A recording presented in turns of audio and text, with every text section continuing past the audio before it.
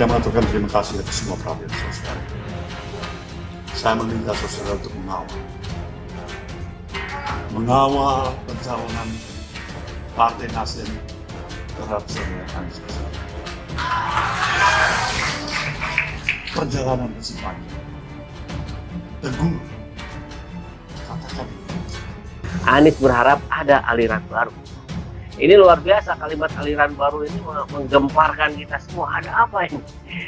Aliran baru tentu adalah sebuah pemahaman baru, paradigma baru, konsep baru, yang karena itulah yang dibutuhkan oleh negeri ini. Kalau menggunakan konsep lama, maka hasilnya adalah seperti yang Indonesia alami hari ini. Dan begitu logikanya ya. Menyelenggarakan satu deklarasi yang sudah siap untuk menjunjung dan mendukung Bapak Anies Rashid Baswedan untuk menjadi Presiden Republik Indonesia tahun 2024-2029. Jadi kecintaan orang-orang kepada partai politik tumbuh ketika partai itu mengusung Anies Baswedan. Ini yang luar biasa. Ini yang fenomenal yang ada di negeri ini hari ini. Fokus utamanya adalah bagaimana mensosialisasikan Bapak Anies Rashid Baswedan ke seluruh lapisan masyarakat. Bagaimana kerja-kerja itu kemudian berkontribusi positif terhadap naiknya popularitas dan elektabilitas Bapak Anies Rashid Baswedan. Kalau kita ingin mendapatkan hasil yang lebih baik dibandingkan hari ini, maka yang harus kita lakukan adalah sesuatu yang baru yang belum pernah kita lakukan sebelumnya. Nah, ini diibaratkan oleh seorang Anies Rashid Baswedan dengan kerennya adalah sebuah aliran baru.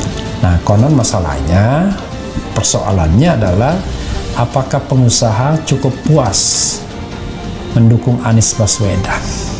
No free lunch, tidak ada makan siang yang gratis.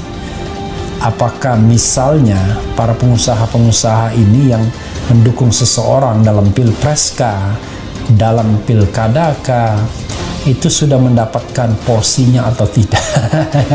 Sudah mendapatkan cost recovery-nya atau tidak? Kalau tidak,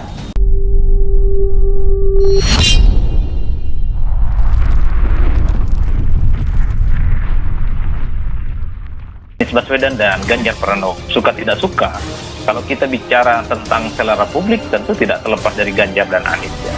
Yang kedua tentu saja secara tidak langsung ketika menyorongkan nama-nama dalam bursa Capres 2024 pimpinan daerah di sejumlah kabupaten sama, di mana ini menjaring nama-nama tersebut sekaligus membuat semacam exercise berbagai kemungkinan-kemungkinan.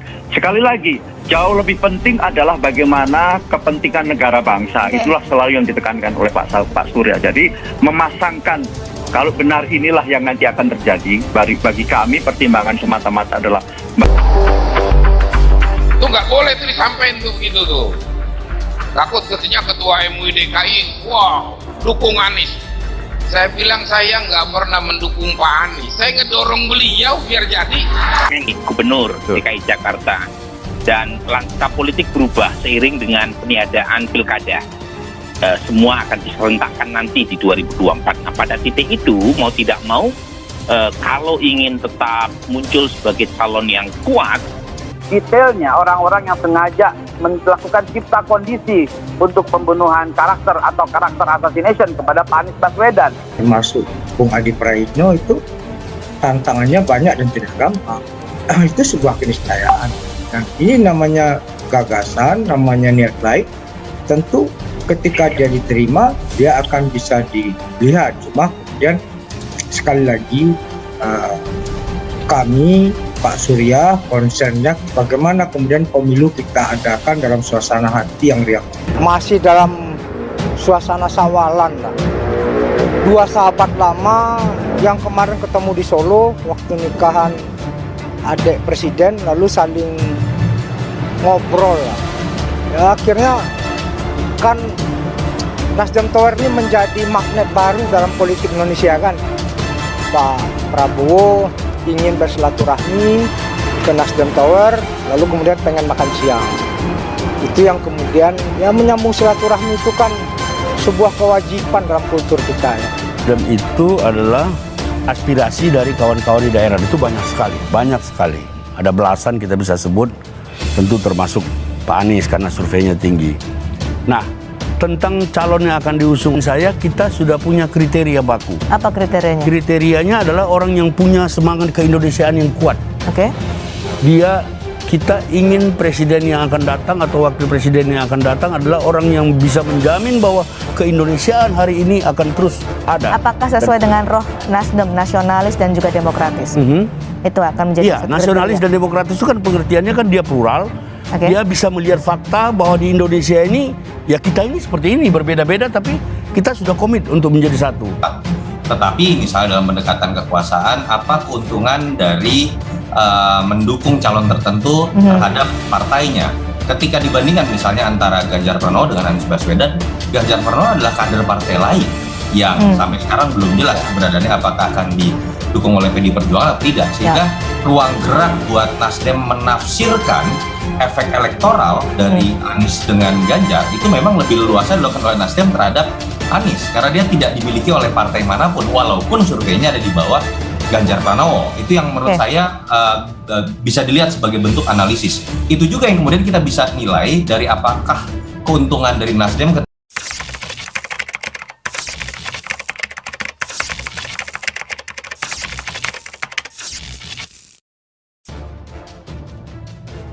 PDIP kritik lawatan Anies ke Jepang 2 bulan jelang lengser.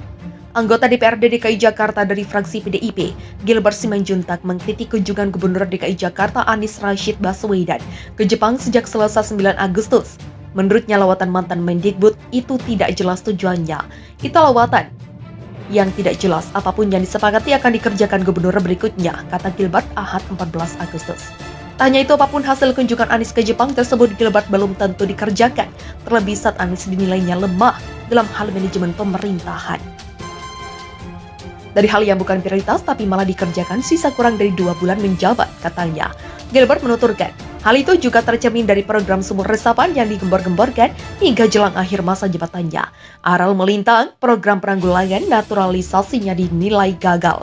Ini menjadi pertanyaan, lawatan ini apakah kamuflase untuk jalan-jalan biaya negara? Kok sulit diterima agal? Tanya dia. Diketahui Gubernur DKI Jakarta Anies Baswedan bertandang ke Jepang menemui Gubernur Tokyo Yoriko Koike. Dua gubernur itu membicarakan lebih lanjut terkait potensi kerjasama beberapa bidang, termasuk transportasi publik ramah lingkungan. Dalam akun Instagramnya, Anies mengatakan ada banyak hal lain yang menjadikan pembahasan, terutama usaha kebangkitan pasca pandemi, kerjasama membangun kota tahan bencana, dan kerjasama di bidang transportasi publik ramah lingkungan, kata Anies dikutip dari akun Instagramnya. Dalam unggahannya pula, Anies menyinggung Tokyo sebagai salah satu sister cities Jakarta yang lama berhubungan.